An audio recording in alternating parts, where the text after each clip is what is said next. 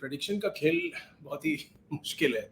अब जैसे कल हम लोगों ने प्रेडिक्ट किया था डबल हेडर में कि पहला मैच जो है वो गुजरात टाइटंस जीतेगा और दूसरा मैच एसआरएच जीतेगा। दूसरा मैच तो एसआरएच जीत गया, लेकिन जो पहला मैच था गुजरात टाइटंस वर्सेस केकेआर, आखिरी ओवर में जैसे आपको पता है 29 रन बनाने थे। 29 runs were needed in the last over. और हुआ क्या, रिंकू सिंह ने 5 छक्के मारे और मैच जिता दिया गुजरात टाइटंस को। It was absolutely unbelievable hitting. My prediction went wrong, but that is not the point. I just feel there is something else to talk about. सब लोग रिंकू सिंह की तारीफ कर रहे हैं कि उन्होंने चमत्कार किया, 5 छक्के मारे और क्या उनकी ज़िंदगी थी, कहाँ से कहाँ पहुँच गए, बहुत अच्छी बात है। लेकिन जिसे अंग्रेजी में कहते हैं spare a thought for the bowler, और वो बॉलर कौन था? वो बॉलर का नाम था यश दयाल। उसने 69 रन दिए 4 ओवर में, 69 runs in 4 overs, and he got hit for 5 sixes in a packed stadium, and absolutely, he was in a gutted state. बहुत उनकी खराब अवस्था थी।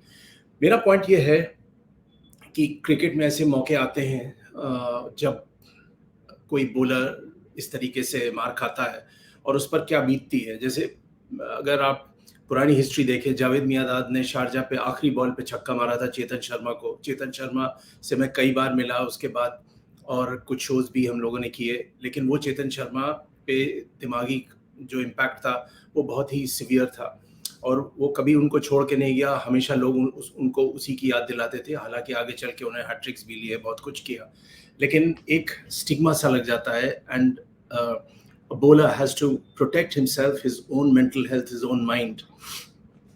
हमने एक शो प्रोड्यूस किया था, उसका नाम था बैट चैट, दूरदर्शन के लिए।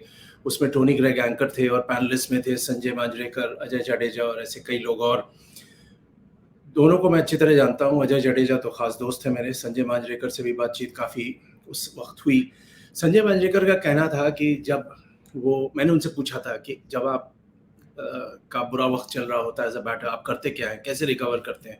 तो उन्होंने कहा था कि उस वक्त हम लोग अपने होटल रूम में चले जाया करते थे, लॉक इन कर देते थे, अकेले बैठते थे, सोचते रहते थे क्या होगा, और शायद हमें वो नहीं करना चाहिए था क्योंकि उससे और ज़्यादा ख़राब असर पड़ता है, आइसोलेशन जिसको कहते हैं।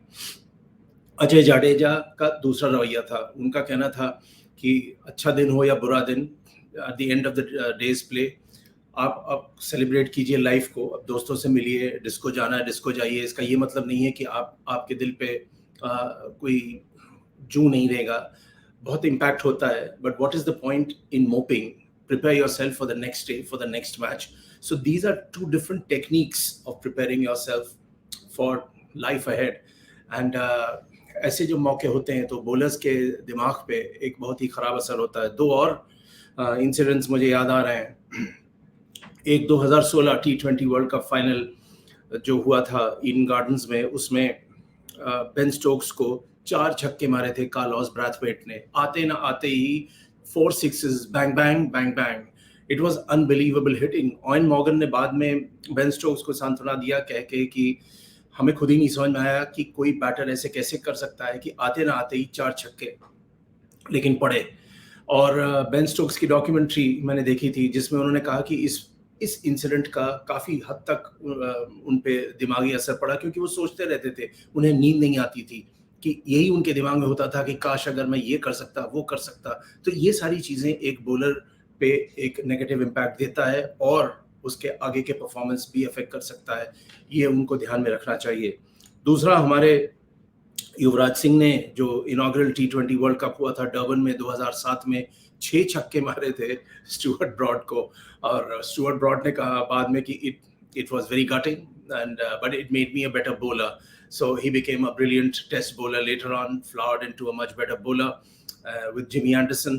और मुझे अभी भी वो मैच याद है कि तब तक ये ओवर नहीं हुआ था, युवराज सिंह क्वाइटली खेल रहे थे, अपना टाइम ले रहे थे। फिर पता नहीं क्या हुआ, फ्रेडी फ्लिंटॉफ और 2-3 स्लिप कॉर्डन के लोगों ने उनको स्लेज किया, तो उससे युवराज सिंह को गुस्सा आ गया। तभी कहते हैं कि जो एक अच्छा प्लेयर है उसे रहने दो, ठंड रखो, कुछ कहने की जरूरत नहीं है। He got fired up and then 6 sixes in 1 over. So that is an amazing record of Yuvraj Singh, which people still talk about. Okay, so let's go on to today's match. RCB Royal Challengers Bangalore versus Lucknow super giants, और ये match खेला जाएगा चिन्ना स्वामी stadium में बेंगलुरु में। और इसमें obviously home advantage है RCB का, बट ये एक बैटिंग ट्रैक है। पिच रिपोर्ट कहता है दैट यहाँ का ग्राउंड छोटा है, यहाँ चौके ज़्यादा पड़ेंगे, छक्के ज़्यादा पड़ेंगे, बैटर्स को ये असिस्ट करता है। और जब आप दोनों साइड को लीजिए तो मुझे लगता है कि हालांकि आरसीबी का ये होम ग्राउंड है, पूरा होम एडवांटेज उनके पास है, but I'll still go with Lucknow Super Giants for the simple reason that they are performing well. They are a strong batting side. They have also a set of bowlers who are very, very effective. So based on that, I would like to go with LSG, and I'll now take you through some of the other stats. LSG have managed to win 2 of their 3 fixtures so far, and they are looking in great touch.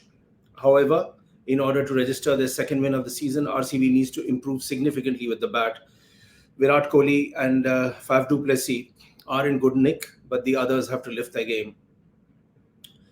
Lucknow will be confident ahead of the game, and KL Rahul's form is definitely a matter of worry. KL Rahul को अपनी batting सुधारनी पड़ेगी, वो उस हद तक नहीं उठा पाए हैं अपनी बैटिंग को। मार्क वुड वापस आ जाएंगे, जो एक बहुत अच्छी खबर है एलएसजी के लिए। एक और बेहतरीन खबर ये भी है कि क्विंटन डिकॉक वापस आ गए हैं, और वो शायद ओपन करें केएल राहुल के साथ। तो अगर ऐसा हुआ तो काइल मायर्स उसके बाद आएंगे as first drop. Pitch report की बात की जाए तो चिन्नास्वामी स्टेडियम जो है, it helps the batters to dominate, and it's a small ground.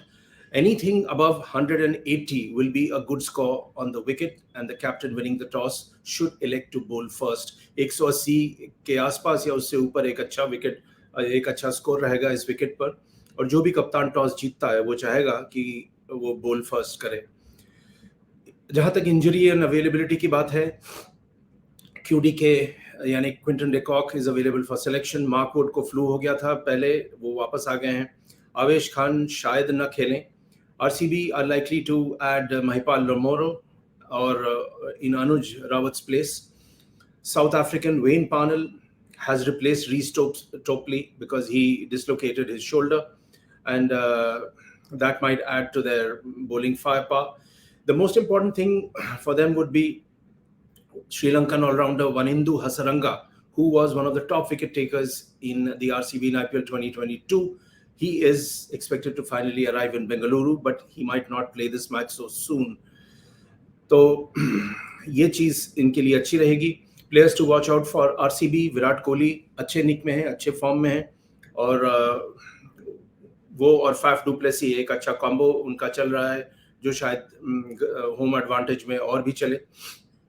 Faf du Plessis ने टॉप स्कोर किया था, 23 रन बनाए थे 12 गेंदों पे कोलकाता नाइट राइडर्स के खिलाफ, and smashed a match-winning knock of 73 of 43 against Mumbai Indians. So Faf du Plessis, besides being a very good strategic captain, is in good form, which is good news for them. Karan Sharma, veteran spinner, took 2 wickets for 26 against KKR in the last game, and he is likely to go on playing.